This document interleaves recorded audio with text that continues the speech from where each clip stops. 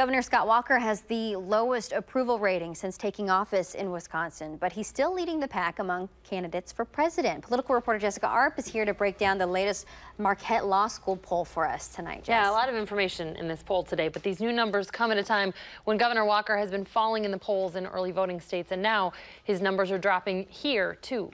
This is the current standing for the GOP primary.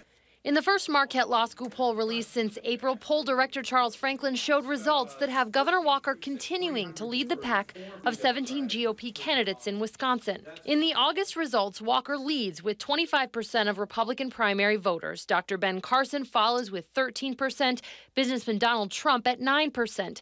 Senators Ted Cruz and Marco Rubio, along with businesswoman Carly Fiorina, follow.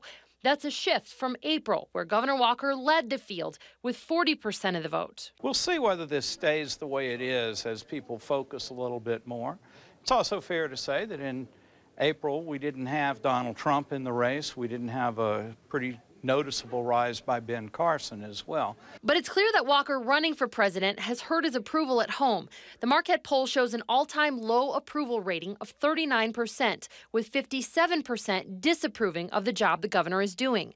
Franklin's numbers show two other key takeaways. Nearly 60% of voters think Walker doesn't care about people like them, but the same number, 60%, says he is able to get things done. It is clear that the campaign slogan based on "I'm the guy that was able to do things" resonates with that public image that he has here where voters know him the best. Walker's numbers have been falling nationally as well, no longer on top in Iowa, which is a crucial state for his candidacy.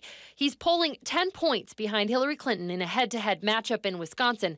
But Franklin says that doesn't mean you could count Walker out to win the state. Perhaps because Governor Walker had the early bounce in the polls in January, February, March, maybe he has a little bit further to lose in that and has fallen a little bit further.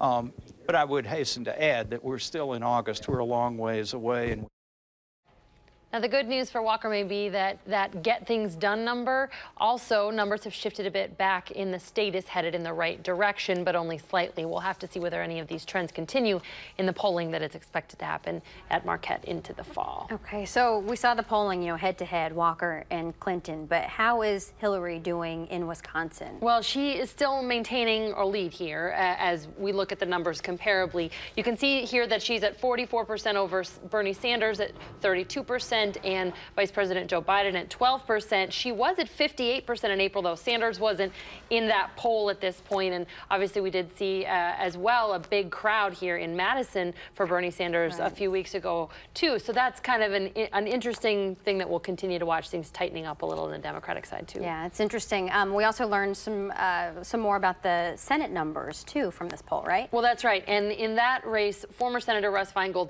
still leads current Senator Ron Johnson 47 to 42%, but this race is getting tighter as well. It was 54 to 38% in that April poll. The numbers are also showing a really interesting number that 35% of voters haven't heard enough about Senator Johnson to make a decision in this race. Okay. So there's a pretty large number here yet to make up their mind. This is a race that's air's getting sucked out of the room by the GOP primary a little bit, so people aren't paying a whole lot of attention, but something people are going to pay a lot more attention to as we go into the fall. Yeah. All right. Thanks, Jess.